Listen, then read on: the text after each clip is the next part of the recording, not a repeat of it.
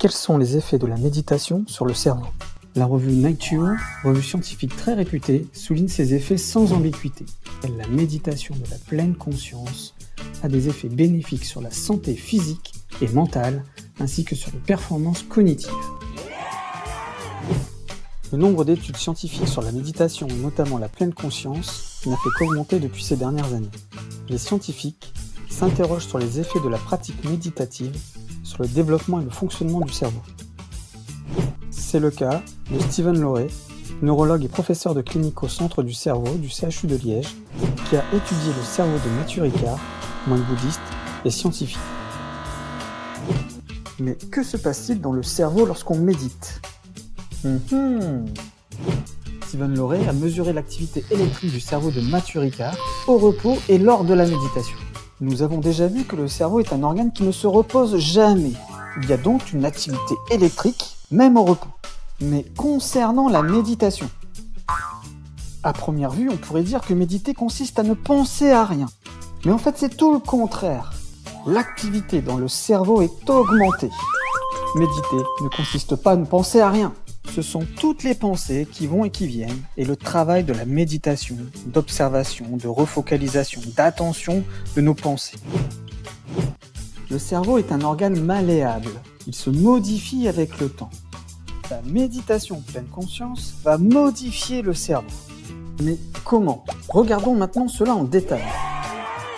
Tout d'abord, sur la structure même du cerveau. La pratique de la méditation se traduit par un épaississement de la matière grise dans certaines zones du cerveau.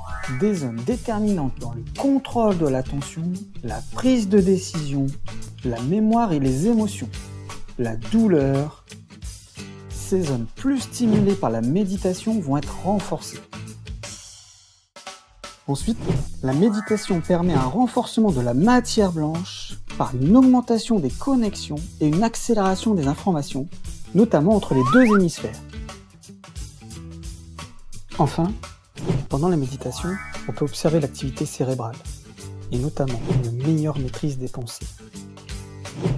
D'autres études scientifiques sont en cours et méritent d'être approfondies. La méditation aurait un impact favorable sur le sommeil et permettrait aussi un ralentissement du vieillissement. En effet, les séances de méditation pourraient influencer nos chromosomes et plus précisément leur extrémité. Et pour finir, inutile d'être un expert en méditation.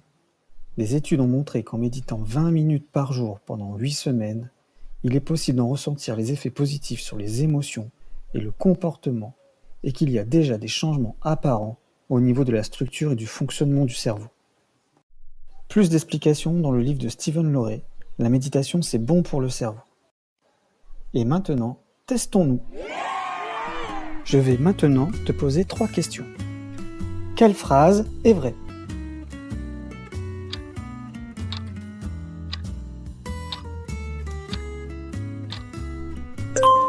La méditation de la pleine conscience a des effets bénéfiques sur la santé physique et mentale, ainsi que sur les performances cognitives. Complète.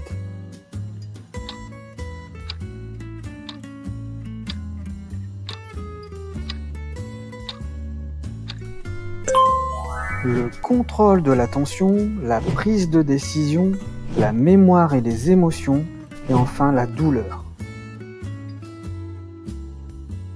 Que peux-tu dire concernant les effets de la méditation sur la connectivité du cerveau?